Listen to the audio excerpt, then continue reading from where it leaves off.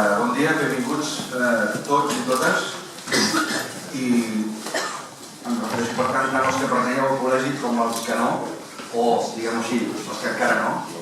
I amb això aprofito per fer-vos una invitació a sumar-vos-hi al col·legi professional, perquè la suma fa força i ja sabem que no són temps per anar amb poca força pel món.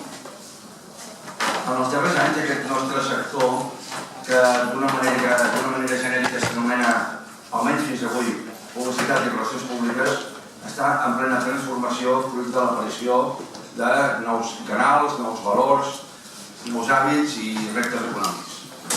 Per això és més important que mai generar espais de trobada i debat on poder compartir les visions més avançades i experiencials que marcaran el futur, no tan sols de la professió amb les seves múltiples especialitats, sinó també de molts altres sectors econòmics i socials que hi estan vinculats. I per això som avui aquí.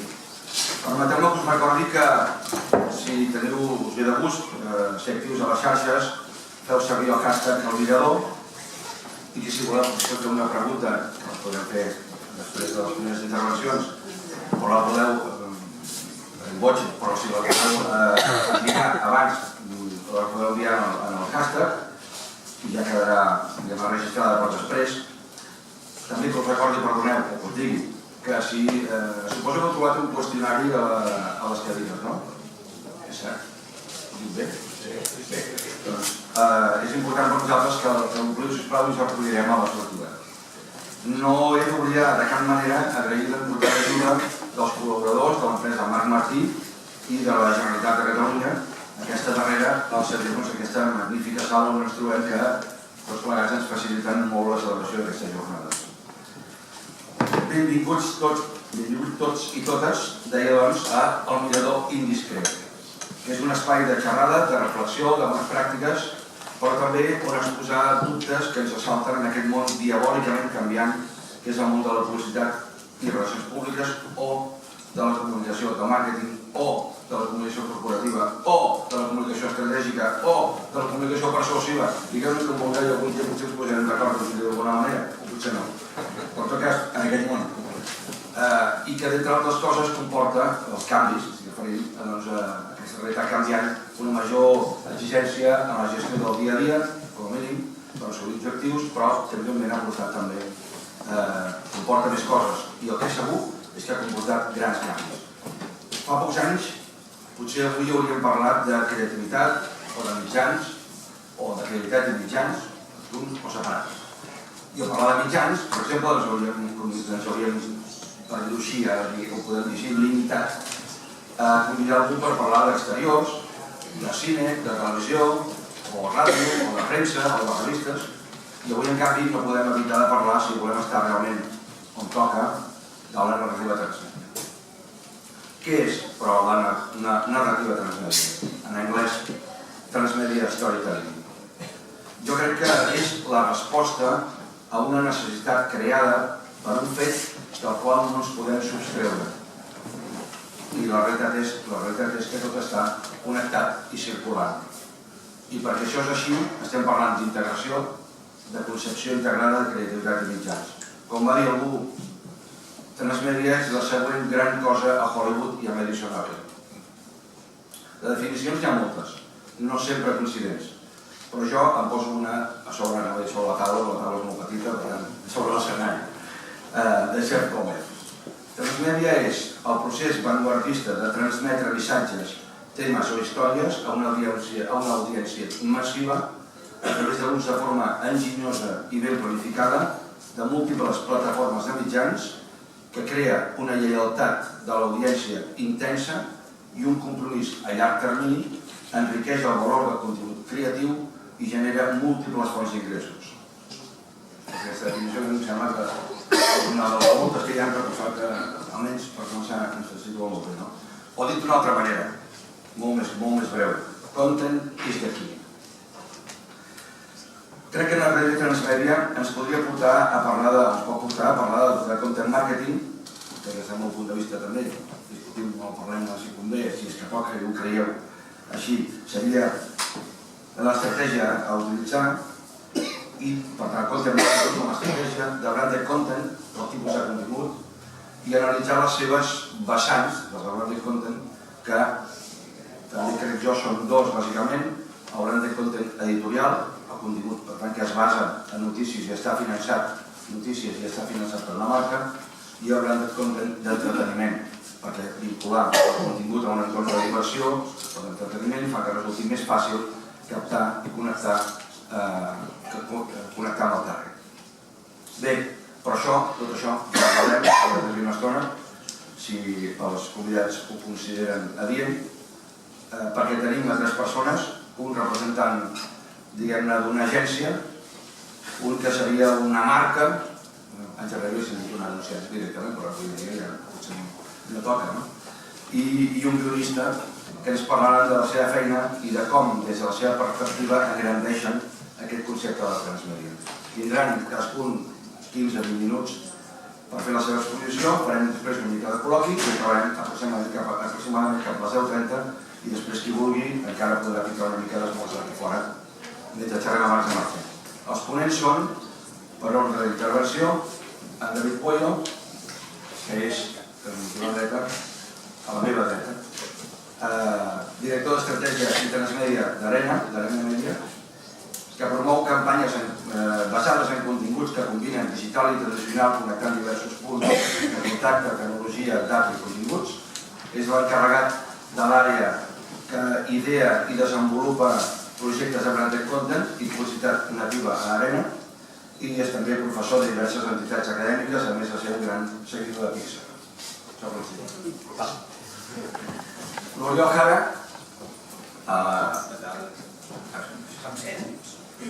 potser no reconeixo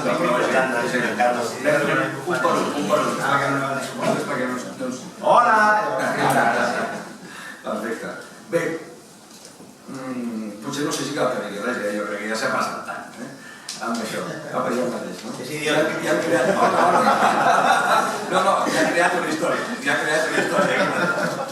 Ell és guionista i director de programes, actualment en minoria absoluta, on és creatiu de nous formats i guionista de programes de TV3, dels programes de TV3 Polònia i Cracòvia, és soci de l'agència de guionistes 12 Monos i és autor de diversos llibres, dels quals en cito només un, que el títol del qual és Kim Jong-un, entre Jong i un i van guió, i es diu el punt, Kim Jong-un, estimat diari, perquè si ho busques la gent escriu Kim Jong-un, estimat diari.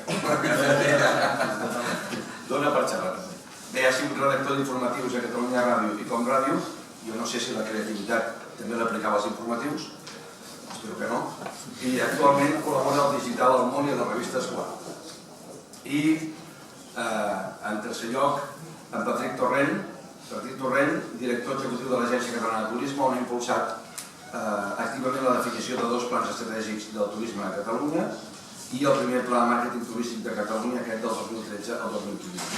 Va estar fortament lligat a la fundació, a l'estructura de la fundació de la UOC, ha estat un ell organitzador de diversos simpòsiums i fòrums dedicats al turisme i màrqueting, i des de l'any 2015 presideix en representació de Catalunya la xarxa Next Tour, basada a Brussel·les, que agrupa 33 regions turístiques i 37 organitzacions associades. Amb ells analitzarem les claus, com funciona i quins són els nous rols del que configura aquesta nova manera de comunicar i, en tot cas, com ells ho entenen i ho posen en pràctica, cadascun des de la seva perspectiva, la seva necessitat i el seu perfil. I jo, per poder-los deixar pas... Em deia l'Àlex que ens van convidar i el col·legi que féssim una primera part cadascú des del seu àmbit. En el nostre cas és Arena, una agència de mitjans, parlant de transmídia, tot i que la part de mídia tingui segurament molta importància dins d'aquesta paraula, moltes vegades queda com més la part de distribució. I avui, com tothom que estem aquí, qui més qui menys, no sol coneix el concepte, sinó ja ha treballat o té la seva perspectiva, la idea era començar traient una mica els fantasmes, els mites i segurament les llegendes de transmídia, també per generar debat i per parlar cadascú des de la seva perspectiva i del seu punt de vista. El nostre, des d'Arena, és que transmídia no és únicament Hollywood, qui ho és i ha sigut principalment l'impulsor d'aquesta paraula, tendència i realitat, però, i com bon fan de Pixar, fico el primer cas de Pixar, que al final és aquest punt, no? Disney, Pixar, treballen molt bé, Star Wars, tot això és transmídia, realment storytelling com s'entén, però nosaltres el que volem és veure si transmídia, sí, perquè m'han dit, has d'anar lent, no és únicament una moda, tot i que algun dels trends ho marqui, sinó que sigui alguna cosa més que una moda. Una paraula que no sol sigui el nou 360 o que contextualitzi la part de tots els mitjans, que no es fixi en molts mitjans treballant una activació. No és únicament branded content, tot i que pot incloure com a disciplina, però no és únicament la part de contingut. No és únicament una eina que genera engagement i que pot treballar la gent. No és únicament alguna cosa que fa que tinguem demà un viral, que a nosaltres ens costa molt parlar d'això, però que està allà, no? Ostres, si és transmídia, això segurament funciona. Ni tampoc és transmídia, que quan dèiem al final de molts mitjans, no és únicament això. Tu pots tenir molts mitjans, tenir una molt bona campanya de publicitat, tenir molt bona iniciativa de comunicació, però no és transmídia. Al final, per nosaltres, per mi, és una visió estratègica del món i la realitat. El món és transmídia. Com dèiem molt bé, tot està connectat. En un context d'un panorama complex, turbulent, i que llavors aquí és on creiem que té avantatge. Tot ha de ser transmídia? També la primera? No. Tot no ha de ser transmídia. Simplement és una eina, una visió que ens ajuda a arribar millor a la gent i connectar-nos. Per tant, la referència seria mirar al voltant d'una manera diferent, d'una manera oberta. Com deia el John Hain de Niantic, el de Pokémon GO, que crec que té bona perspectiva per poder-ho ficar, s'ha de mirar oberts i veure com ve l'ola i veure com aquesta realitat ens pot afectar a tots, des de l'àmbit de les agències, des de l'àmbit de la creació de continguts, des de l'àmbit de les marques, com tots podem fer la nostra visió i treballar-ho. Per tant, és una eina, una visió per sumar-s'hi. No és una moda i no és una obligació. Des del 2003, imagineu-vos, estem al 2017 i el que seguirà. Per tant, diguéssim que ara està més en boga, però no és això. Bàsicament, per nosaltres, l'eix clau és que tingui diferents punts d'entrada a un ecosistema. La base. Tampoc la meva idea avui és fer teoria, és una de compartir una mica amb vosaltres d'una perspectiva, però bàsicament és això, és un univers narratiu on llavors qualsevol punt d'entrada, qualsevol peça comunica aquesta part, forma part d'aquest univers i llavors es mira. I això per nosaltres és molt important perquè hi ha una dada que tots els que ens dediquem a construir marques i a crear marques i a treballar amb marques és perillós i és que el 91% de les marques podrien desaparèixer demà i no passaria res. A la gent cada vegada parlem menys de publicitat, cada vegada parlem menys de les marques, cada vegada els molestem més. I per tant, transmídia és una molt bona manera també de tenir aquesta perspectiva on l'important no és parlar de mi, sinó l'important és formar part d'una conversa conjunta. Per tant, la proposta és deixar de fer campanyes i començar a connectar. Deixar de pensar d'aquesta manera més de campanya, sinó treballar de forma constant aquesta relació amb la nostra audiència. De ser l'objectiu a tornar a ser el centre, que és com bàsicament històricament. Per tant, no estem parlant tampoc de res nou, al final és una filosofia que des de sempre s'havia comentat. Passo que al final la gent no vol que li vinguin coses, no és un monedero caminant, sinó que vol és que realment inspirin, viure experiències, parlar bàsicament d'històries, que és la manera que tenim de connectar amb la gent d'una forma rellevant, estar amb ells. L'eix, per poder fer això, de nou, i parlem molt bé al nostre moderador, al final ja no va tampoc de la part creativa, de la part de relacions públiques, de la part de disciplines que estan totes molt barrejades. Això no vol dir que no hi hagi d'especialistes, això no vol dir que tinguem que tenir gent experta en algun punt, però bàsicament al final estem parlant d'una taula conjunta, on ens sentem la marca, a ser el creador de contingut, a ser l'expert en distribució, a ser tots a la mateixa taula per treballar en un projecte que es basa en 4 punts. En contingut, com a l'eix i com a la part quasi de la gasolina, la part de mídia, punts de contacte, diguem-li com vulguem, que al final és la forma d'arribar a la gent i la forma de connectar amb ells, i no ens oblidem dels 2 puntes, que és el data, tot el que genera també per començar el projecte i la tecnologia, sempre al servei dels llibres. Aquests són els 4 eixos, vaig passant puntets, però al final és treballar des del contingut, com deien, és una oportunitat. També abans ficar que el 60% de contingut que fan les marques la gent és igual, i per tant tampoc és un tema de vinga, doncs a bombardejar, fot-li canya, perquè després, doncs segurament el que hem de fer és pensar en la gent. Nosaltres tenim una cita que al final és Content Spine Media i Media Pass Content. I és aquest l'eix nostre, com de dir, com contingut i mitjans van molt relacionats, van molt de la mà, és molt difícil ara separar una cosa de l'altra, ja no és estarem a TV3 i què farem a TV3, estarem a Facebook i què farem a Facebook, i què vol la gent i què està buscant i com puc connectar amb ells. Llavors al final, més enllà de l'àmbit transmídia, el que estem parlant és d'un ecosistema i nosaltres, com aquest és molt complicat, el fem així. I així el que fa és que totes les iniciatives estan com una panell d'abella, més o menys, on tenim la part de canals propis que estan funcionant, la part de canals compartits on podem col·laborar amb diferents agents, la part de canals guanyats o punts de contacte guanyats i, finalment, la part de pagats, que aquestes són molt importants, també formen part. Però no és l'eix, i fixeu, el OCEP no és peso, va al revés, la part de pagades després com podem dinamitzar, com podem fer que això comenci i actuï. I això es pot treballar a qualsevol marca que vulguem, sense cap tipus de problema, amb una iniciativa a qualsevol campanya. Per tant, i també una mica feta la part de mites que entenem per transmídia i com ho veiem, i també després per parlar-ho i debatre-ho més, i sense cap intenció, insisteixo, de fer part didàctica, veiem que al final, com sempre, en l'eix estan les persones. I veiem que al final les marques volen parlar de la seva territori, volen donar els seus missatges, volen transmetre els seus valors, però sempre han de pensar en què vol la gent.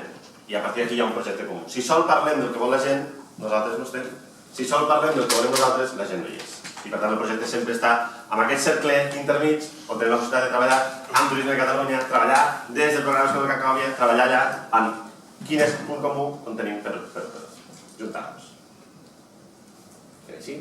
Per tant, des de la idea, però també des de la producció, des de l'activació, des de la dinamització i circulació i finalment des de la medició. Tot aquest punt. De fet, la forma de treballar amb aquesta taula conjunta permet que quan ja estàs pensant també en com arribarà la gent i estàs pensant després en aquesta informació com també m'ajuda. Això no vol dir, que això a vegades ens passa, que som uns esclaus de les dades. Si hi ha likes, funciona. Si hi ha engage, funciona. No és això. Perquè hi ha moltes mètriques, moltes qualitatives i al final també hi ha idees que necessiten un rodatge, no estem dient això. Simplement estem dient que s'ha de tenir en compte tot, no és, ok, com passava abans, fem la peça i ara tracto de dinamitzar-la i ara tu miràs com ha funcionat i d'aquí 6 mesos, quan torni la segona campanya, doncs ja hi tornarem. Sinó que és una taula conjunta, que anem treballant en un projecte i anem veient constantment i estem dient aquest ha funcionat molt bé i què ha funcionat i això és interessant, fem microplaçament. És aquest punt d'aprenentatge i insistim de confiament. Per tant, i anar acabant, parlem de storytelling sens dubte, perquè és la part l'eix del contingut, és la manera d'arribar a través de les històries, però parlem també de transmedia story doing, perquè les marques han de fer, no sol poden quedar-se amb el punt de dir, de parlar, d'explicar. Parlem també de la part de vendre, perquè al final, hi haurà vegades que sí, a vegades que no, però al final també hem de buscar i ser el que pot funcionar. I parlem també de viure una experiència de convertir la gent en aquest espai i viure aquest ecosistema. Que seguirem la part de primer part. Perquè com deia molt bé també, al principi, tot està connectat. I com tot està connectat és aquesta visió que hem de tenir de com tot està interactuant més enllà del nostre siglo, més enllà de la nostra societat, com està vinculat. I el que vindrà. Si estem parlant de comunicació i està tot trencat, doncs mantinguem Internet 2025, que ja hi és, però encara és una paraula, que està allà, és una moda que després direm Internet of Things, Internet of Everything, quan qualsevol objecte, qualsevol punt estigui connectat a Internet, totes les accions, diguéssim, es potencien amb les oportunitats i molt més enllà de fer una nevera que et demanarà el menjar i demés, sinó que qualsevol punt, una raqueta al final serà un punt de contacte d'una marca i al final pot ajudar-te a millorar i ser el teu coach. És aquest punt on anem. Per tant, la comunicació de nou, tecnologia important, data important, i ja està. L'objectiu i la manera de treballar? Pensar en gran, començar en petit i s'escalant. Si anem a aquests projectes a abordar-los des de l'inici amb una visió enorme, el que sol passar és que no es queden al calaix. La gent no té encara els recursos perquè està provant, o sí que els tenim però això és molt gran i per tant activar-ho és molt llarg. La clau és pensar en gran des del principi, però començar en petitet i que sigui fàcilment escalable. Segurament si anéssim després ho parlarem, no? Algun projecte, volem fer tot això el primer dia. És interessant, però com podem començar? Des d'una primera acció i anem sumant, anem incrementant i encara aquest ecosistema. No tot ha de ser físic. I per últim, com deia, doncs al final, com és una visió de la comunicació, però és una visió de la realitat, una marca pot ser transmídia, en essència, totes les seves accions poden estar vinculades, un producte pot ser transmídia, un contingut pot ser transmídia o un moment pot ser transmídia. Tot això al final és aquesta visió, diguem, de la realitat. I per part nostra, doncs no sol dir el que és, sinó també el que fem, doncs un dels exemples, per exemple, és Sinergia. Una marca, una energètica, que realment la percepció és no gaire amistosa i amigable i que ningú va pel carrer dient has vist el menú del gas natural? Tengo unes ganes tremendes. No sol passar. Com fem d'alguna manera, què t'eix de? Nosaltres treballem en el cine, nosaltres treballem al món de l'eficiència, la gent vol estalviar, però la gent també li agrada l'entreteniment i com al centre hi ha un projecte que es diu Sinergia, que uneix el cine i l'energia per treballar les històries, però que al final també donin uns consells d'eficiència i t'ajuden a millorar. Doncs no s'ha d'estalvis, no? Llavors al final aquest projecte que va començar el 2014 i per això dic començar pensant en gran en una plataforma, però començar des de petit eren 4 curs de terror que donaven unes moralejes i d'aquí ens n'anem a fer-ho gran, vam sumar al terrat la taula, ens vam ficar a treballar l'humor i en més de 4 curs vam fer un media partnership amb una A3 Media i ho vam fer gran i ara hem fet la primera pel·lícula de banda de content d'una marca espanyola.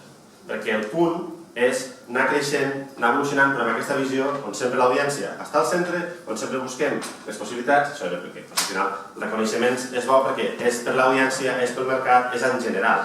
La gent, diguéssim que no és simplement una moda, no és simplement ara toque, sinó és perquè realment això és una forma diferent de veure les coses. Per tant, i com a conclusió, i insisteixo, com a ficar punt de partida, a fer així, passant, perdonem. La idea és, com deia, no tot ha de ser transmídia, però és un bon moment per començar. I avui que estem tots aquí, doncs, per dir com ho podem fer i com ho podem aplicar, què ens podem ficar com a punt de partida. I després, és vàlid per qualsevol. No has de ser gran, no has de tenir el mega pressupost, no és simplement per les grans marques. Al final, la fase de màrqueting és dir, si no pots volar, pots córrer, i si no pots caminar, i si no pots gatellar, però al final t'has de moure. És veure des de les possibilitats que tenim cadascú, des de la nostra marca, des del nostre projecte, des de la nostra companyia, com fer aquesta evolució, com aprofitar aquests aprenentatges i com ficar-los a la pràctica i sentar, que és el més important, generar la taula per debatre i per sumar directament amb aquest procés i amb aquesta filosofia. Si no explorem noves vies, si no ens quedem ara transmídia i ja està, tot serà transmídia i fora, si no seguim explorant com introduir-ho i com juntar-ho, doncs al final ens quedarem segurament caducats i expirarem, com diu Bazalgette. Per tant, la idea és aquesta. Seguir explorant, seguir arriscant, evidentment amb una base bona, que ens doni seguretat, tranquil·litat, solidesa, però no parar mai de buscar un punt més, perquè si no al final el món es mou molt ràpid i ens quedarem aspirants. I fins aquí seria aquesta part inicial d'introducció per ficar un punt de mig. Evidentment cadascú veurà la seva diferència i per això estem aquí avui, per parlar-ho i per compartir-ho tot això.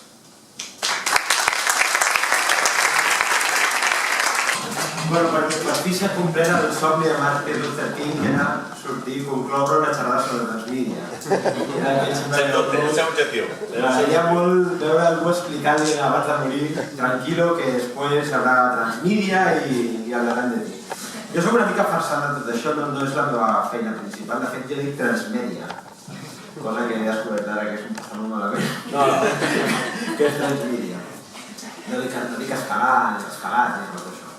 Jo treballo a la tele i fa uns anys vam arrencar amb un absolut un projecte de crear continguts específicament per internet i llavors vaig començar a identificar aquest món, sobretot a partir de Valentí San Juan i del Rubius.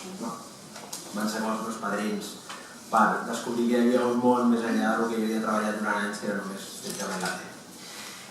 Però vaig fer una mena de màster en tot això del transmídia, ja ho dic bé, a partir d'un cas concret, que és el que us vull explicar avui, que és el cas del Cracòvia.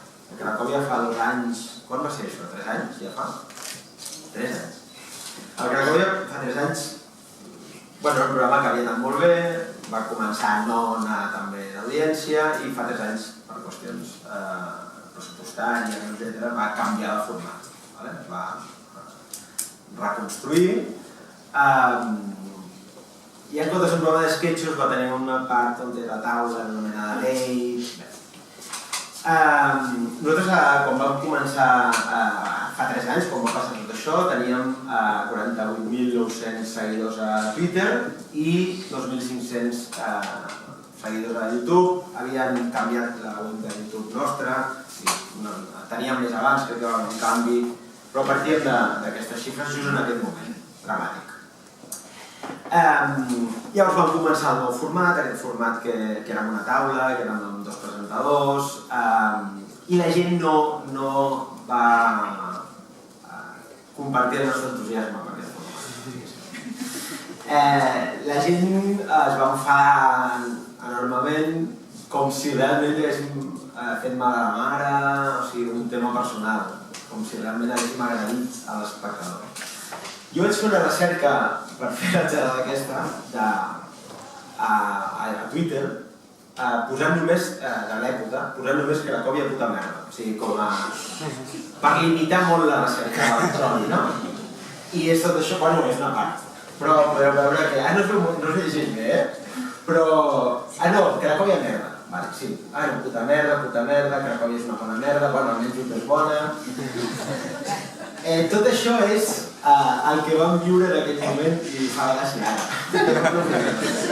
Perquè, clar, evidentment, això el que genera, aquí està el tema de transmídia, al final trollisme aquest a Twitter i genera també és un efecte de contagi i provoca que l'espectador normal també tingui aquella percepció de que deu ser una puta merda, perquè a Twitter ho diuen cada dia, molta gent, com podeu comprovar. I això vaig retallar. De fet, hi ha una d'aquestes que és amiga meva, que no la trobo mai, però està per aquí. Ja, llavors, això és el que estava passant en aquell moment. La primera reacció nostra, la minoria, i de la gent del Cracòvia va ser, bueno, no entrem en aquest joc, deixem que ells parlin i no fem cas. Com a molt crec que es va fer una carta com de disculpa, com per Facebook, que és terrible, com dient, bueno, és que clar, hem d'adaptar-nos con la que està cayendo, ¿no? Los tiempos que corren, demanant clemència. I evidentment la gent es va arreglar la carta, els va agradir més, es va convertir en un joc. Perquè a més a la xarxa passa una cosa, que quan una cosa està consensuada, és molt raro que els trolls vagin a la contra. És a dir, al Polònia està consensuat que al Polònia si no t'agrada és que ets idiota. Està consensuat, és així. Llavors aquest consens el que genera és que la gent estigui com a leprosos, els que no els agrada. En canvi, Cracòvia va aconseguir un gran mèrit, que és consensuar que era una puta merda literalment amb aquestes paraules. I llavors tothom s'abonava això. I els que hi volien defensar se sentien tan sols que no ho feien. Llavors vam reunir amb TV3, vam fer una reunió a Cracòvia i vam dir, ostres, què fem? Perquè això és un horror. Estàvem amb Regina Tost, que estava treballant amb ella llavors, i vam dir, bueno, el que s'ha de fer és agafar les regnes de les xarxes socials, és a dir, tenir una veu pròpia que ajudi a la gent que el Cracòvia li està agradant a que no se sentin sols, a que els mitjans nostres socials tornin a ser nostres, perquè havien deixat de ser nostres, eren dels trolls, ells manaven. Quan entraves a un vídeo de YouTube, la gent que opinava eren els trolls. Llavors vam demanar als capos de minoria, hòstia, què fem? Tenim 1000 propostes, nosaltres vam enviar un mail. Una de les propostes que vam fer, tu Carlos estaves ja? Per això no també, no? Una de les propostes que vam fer va ser un concurs, un tuit. El tuit que critiqui amb més gràcia al programa tindrà un premi. És a dir, esteu rajant, doncs endavant, ens ho prenem amb sentit de l'humor. Feu un tuit que raji originalment i nosaltres us premiarem. I llavors un dels directius, era una resposta bastant consensuada de la part directiva, però un d'ells, que és l'iPhone, que ho podeu veure, diuen molt bé les propostes, però pot ser contraproduent parlar de la crítica. És a dir, fins i tot en aquest moment hi havia la sensació de que parlar de la crítica estava abonant la crítica i per tant era millor no tocar-ho. Que era el contrari del que parlàvem nosaltres amb TV3 i el que pensàvem. I què vam fer nosaltres? Però evidentment vam fer el contrari del que se'ns deia. Vam tocar la crítica. El primer vídeo que vam fer, nosaltres vam decidir, l'Anna Pujol Castellà, que és la cap de comunicació de minoria, el que vam decidir va ser, bueno, doncs anem a fer vídeos nadius per la xarxa, vídeos directament que interpel·lin a la gent que ens està criticant, i a veure si això comença a generar que el públic d'internet té la recompensa que busca. Atenció. Per primer cop, algú de Cracòvia els diu directament a ells amb un vídeo creat específicament per ells que, vale, tios, ho sabem, anem a construir alguna cosa positiu des d'aquí. És com el meu divorci, no? Vale, hem arribat aquí, ja està, és un drama, ara construïm per dir. Doncs vam intentar fer això. I els hi vam fer cas. No sé si tires tu el vídeo, sí? És que ja ho sabia darrere, un vidre. És el primer vídeo que vam fer per frenar la crisi. I ara, si la Generalitat paga el wifi, no se sent, això sí. Està bé sense sentir-se també, Ai, no em fa aquestes coses com passen. Hi ha com una relació ara. Voleu que us ho expliqui? Sí. El Sergio Ramos... No és aquí. El Sergio Ramos va fer un vídeo... Això és el... El arquitecto. Torna... Desde luego que no se hace, porque avisa y no mica. ¿Cuál es la...? Ah, sí. Vale, aquest és el primer vídeo que vam fer per frenar la crisi. Hola, me habéis tenido aquí con los últimos retoques. Soy Sergio Ramos y quiero quejarme porque el nuevo Cracovia no me gusta. No me gusta. Y ya era hora que alguien lo dijera en Facebook o en Twitter. Antes lo digo bien, así es casi. Ahora no, ni un chiste. ¿Ves? Ni un chiste. Esto es bueno. Pero mira, aquí no hay chiste. Hola, Juaní. Hola, Juaní, ¿qué mierda chiste es eso? Nervioso porque no se ve, porque es risa irónica. Ahora no sale el personaje. ¿Dónde está el personaje? Antes estaría, yo qué sé, ese muy cachondo, es muy gracioso el Sergio Ramos. Si el Sergio Ramos ya lo sabe. Que yo soy Sergio Ramos. ¿Y por qué no lo avisa, tonto papá? ¿Es que está siendo el primo aquí con la gente? Si yo soy Sergio Ramos, ¿cómo puede ser? A mí mucha gente me acusa que soy tonto, pero yo no soy tonto, que yo lo he visto. El Cracovia es nuevo, que no me dan gato por perro. La cosa nueva no funciona. El fuego, ¿quién se ha inventado el fuego? Una cosa nueva que no ha evolucionado tampoco. La rueda, una cosa nueva que tampoco que hemos hecho con la rueda. La penicilina, electricidad. Ya en la cosa personal, ya dejar ya el Facebook. Que tengo 200 amigos, mentira, que no son amigos vuestros, hombre. Me gusta, dejar el Facebook, dejarlo. Pero si os ha gustado el vídeo, poner un me gusta, un like. Venga, toca, hombre. Vale, ara passem al... Sí, cancel això. Vale, sí, aquest ens el saltarem. Sí, anem al següent. Vale, espera't un moment, Gràcies. El primer vídeo que vam fer va ser ostres, dir-los a la gent per primer cop que sí, que no ens agrada nosaltres tampoc, que us entenem. Aquell vídeo té ara mateix 63.000 views, no? Algo així.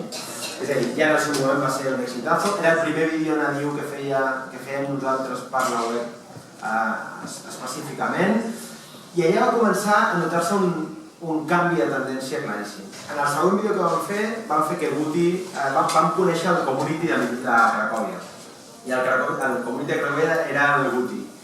I el Guti directament explicava els tuits de la gent que ens havia rajat, però en positiu. Era como no se puede caer más bajo Cracovia. Era pues muy bien, porque si ya está abajo, ya no hay nada más peor. Ahora todo es para arriba, ¿no? O un tío que deia, me tiraré de la ventana cuando empieza Cracovia, ¿no? Era tot intentar positivar-ho, i aquesta gent que deia, em tiraré per la finestra quan comença, després els enviaven per Twitter el vídeo i després responien com, sou la polla, això sí que mola. És a dir, vam veure, per primer cop, que crear contingut a internet destinat a pal·liar les crítiques generava també una percepció diferent del programa en antena. Evidentment el programa va anar millorant, perquè és el que passava als programes, que van millorant, però la percepció va començar a canviar. Què vam fer nosaltres? Vam seguir construint un Cracòvia paral·lel. Un Cracòvia que feia 2 episodis de 2 minuts cada setmana, però només per internet. I què ens permetia també a nosaltres això? Crear continguts d'un nivell humorístic molt en la línia d'un públic molt jove, però que precisament per això eren inamovibles a la tele. Un exemple que m'encanta és un vídeo que vam fer amb Luis Enrique. Això és un vídeo molt millennial i molt salvatge d'humor d'internet. I realment vam créixer en públic jove, perquè vam començar a fer coses així que no s'haguessin pogut emetre per l'altre. És a dir, que tot el que vam fer va anar al final retroalimentant la pròpia marca. Podem posar aquest de Luis Enrique? I els deixem en pau. Hola, podem posar aquest vídeo de Luis Enrique? Ya podéis estar tranquilos porque después de todos estos días, que si mal rollo, gente tóxica, que si nos llevamos muy mal, finalmente hemos hecho las paces con Messi. Hemos hablado de nuestras cosas y ahora nos entendemos a la perfección. Nos hemos hecho íntimos, ¿no? No me lo puedo quitar de encima.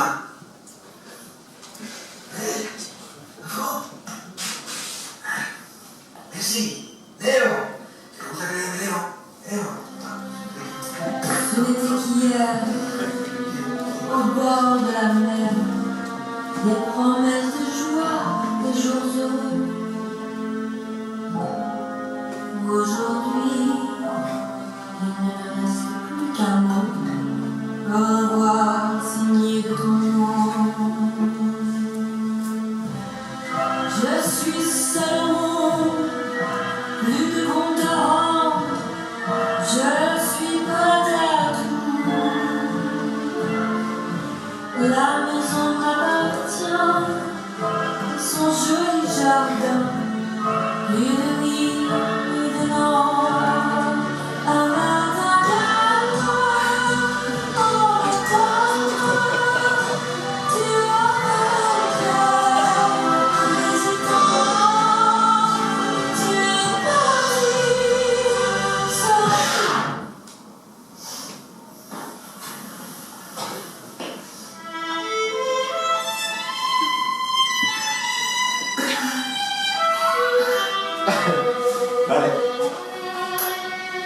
Podem anar a la presentació? I acabo. Tot això ens vam divertir molt, tot això, bueno, això és el que deia abans. La presentació de... Sí, exacte. Aquí. I ja per acabar de crear aquesta mena d'engagement, paraules que s'aprenen, vam muntar una marató al plató de Cracòvia. Van venir com 25 persones o 30 persones, no? Sí. Quant? 100? No. 50. No, sí. 2. Una cosa que no s'havia fet mai, que no va sortir ni per la tele, la vam crear només per internet, per xarxes, I tot això va generar molts visionats, va generar molt tràfic a internet, al nostre canal de YouTube. El nostre canal de YouTube es va començar a crear, a construir com una cosa pròpia amb entitat pròpia, juntament amb Minoria i TV3. Això va retroalimentar també els visionats dels altres vídeos per internet. Amèrica Llatina, els vídeos de Cracòvia es veuen moltíssim. Després des d'Amèrica Llatina ens van comprar 2 programes de Cracòvia, 2 sèries, només per la Copa Amèrica i per futbol llatinoamericà. Això va fer créixer encara més YouTube, és a dir, que una cosa ens va anar portant a l'altra, i ara mateix les dades són superbones. A Twitter estem a 78.000 i pico, no? O 77.000, no ho sé, i YouTube ja és locura, són 312.000 subscriptors i views 110 milions. 110 milions. 110 milions. I evidentment, clar, la gràcia del Transmedia, i estic a tenir Martin Luther King per acabar, la gràcia del Transmedia és que tot això, aquestes dades, no són fruit de Cracòvia, de YouTube, però tampoc són fruit només de la tele. És fruit d'una manera de treballar conjuntament en el qual tots fem tot per tots els mitjans. I sabem que una petita cosa a YouTube, creada específicament per YouTube, ens pot generar bones vibracions també pel programa en pantalla. I evidentment el cas més guai de tot plegat és que aquesta temporada vam fer un hashtag pel Pedrerol i va ser un èxit absolut. La gent ens enviava fotos amb el hashtag vídeos. Vam passar d'un Twitter on no podíem pràcticament posar un hashtag per por que ens destruïssin aprofitant el hashtag, a fer un Twitter on podíem posar un hashtag i saber que seria un èxit brutal, no només de catalanoparlants, sinó de gent de tot el món que ens segueix. Aquesta és la pantalla meva favorita, és Martin Luther King. Res, tinc molt mal acabat, ja no tinc ni idea.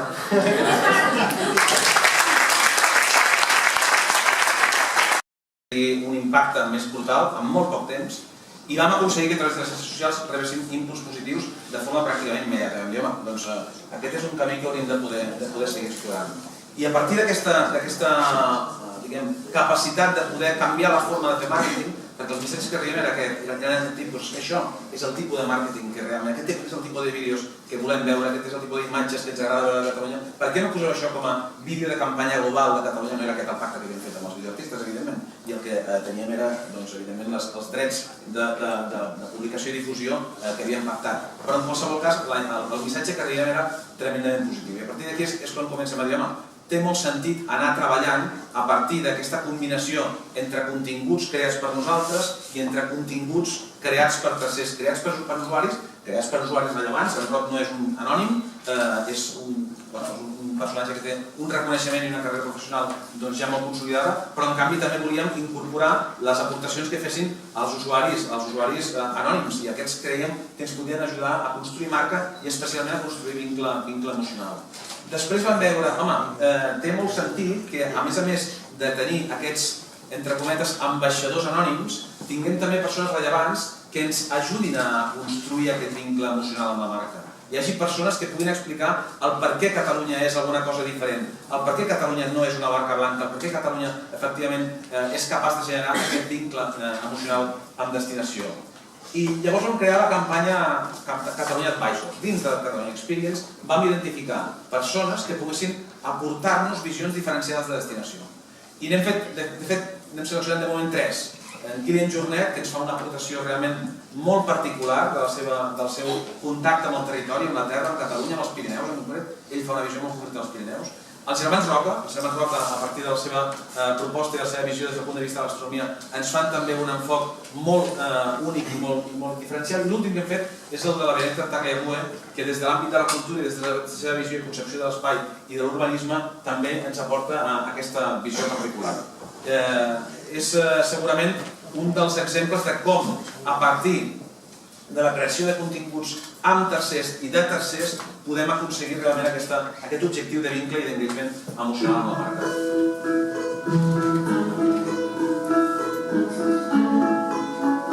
Diuen que els artistes sempre estem buscant respiració. A mi, el paisatge de Catalunya sempre m'ha donat moltes idees.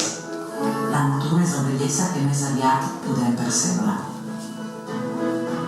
A vegades els llocs naturals, llocs de cultiu, muntanyes, són d'una bellesa tan gran que penses, tant de bo pogués fer un edifici tan bonic. Quan érem petits, la meva mare ens portava a la muntanya i sempre deia aquesta frase: mireu que maco, sembla un jardí. I això és paradòxic, perquè realment és el contrari. Quan fem un jardí, intentem reproduir la naturalesa.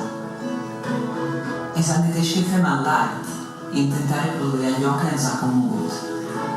Aquesta és una terra de gent generosa, oberta, amb un món cultural i un llegat d'artistes que constantment ens serveixen de referència. Molta gent ve a Catalunya. Tothom que ve té alguna cosa al cap que no és res concret, però tothom sent que és meravellós. Tots busquen la inspiració. I, a més, tots som artistes, perquè tots som els artistes de la nostra vida. I crec que això és l'art suprema. Al capdavall, la inspiració són les petites coses que et posen en un estat d'ànim que et sembla que va en sintonia amb allò que perceps. Si tu tens la percepció d'estar en un espai fàcil, amistós, bonic, que té una mena de misteri que vols descobrir, tot això és inspiració. Catalunya viva i inspirat. La Benedicta es va inspirar en Catalunya i, de fet, hi ha una anècdota fins i tot de quan vam anar a enregistrar això al seu estudi. Heu vist aquí algunes imatges del seu estudi al Gòtic. Ella tenia un viatge que de fet havia de sortir en avió, havia de fer, bueno, fem el vídeo, molt bé, aquí, això, tinc 3 quarts d'hora, em feu les 4 imatges que heu de fer i després, doncs, me'n vaig. Quan va començar a parlar i es va començar a sentir tan absolutament vinculada emocionalment al Mar Catalunya i es va sentir tan posada al paper, ella mateixa estripa el bitllet d'avió davant nostre i diu: fem l'estona que vulgueu, fem el vídeo que vulgueu, fem el llarg que vulgueu. I això és el que realment ens va agradar, que ens permetria transmetre a partir d'aquest vídeo, aquest vincle, aquest amor, aquesta estima que té el territori, una persona que ve de fora, una persona que se'l coneix molt bé i que fa molts anys que és aquí, però que efectivament ens podia traslladar a tot això.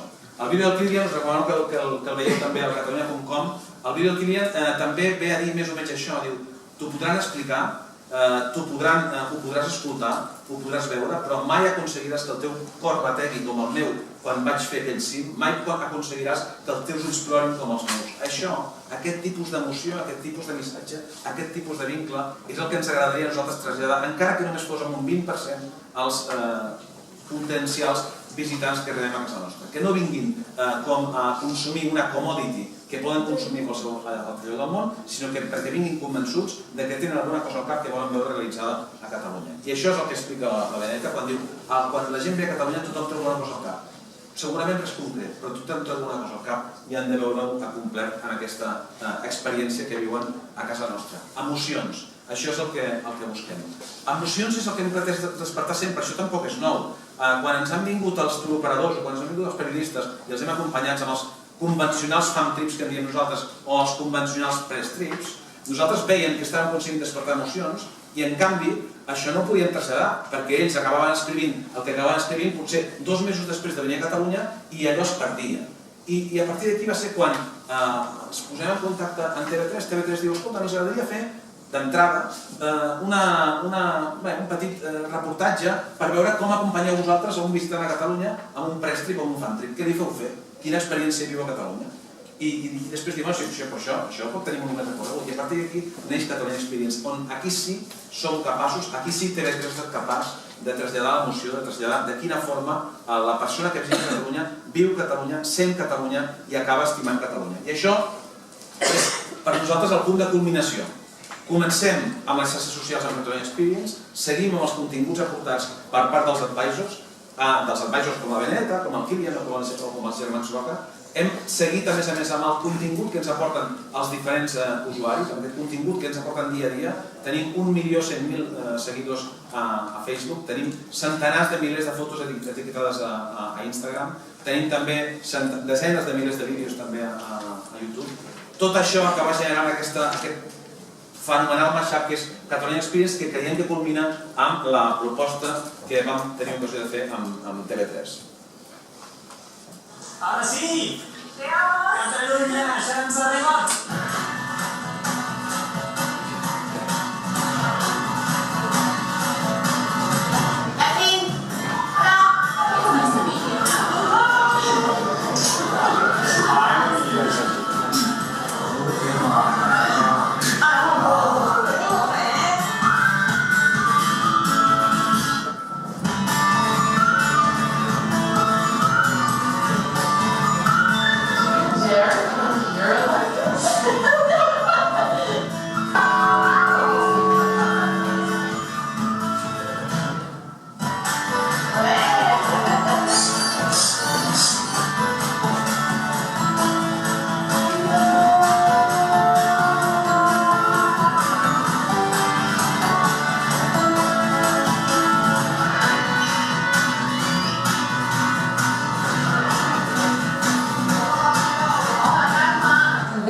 Tan lejos de casa, pero a la vez tan cerca, esa es una sensación muy fuerte y es difícil de explicar. Nothing could really prepare me for this roller coaster. I've cried more in this week than I've cried in years. And you know what?